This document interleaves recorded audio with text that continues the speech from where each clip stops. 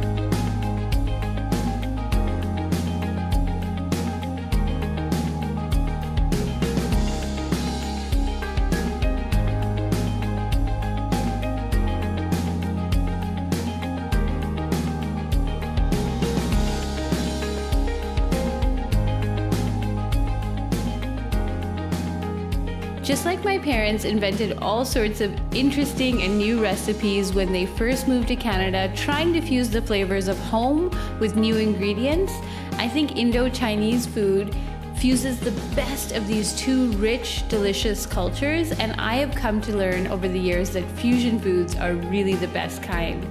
If you enjoyed this recipe and you'd like to see more, I'd love for you to subscribe to my channel, and you can also visit my blog at pinkchailiving.com, where I share lots of other interesting recipes and craft ideas.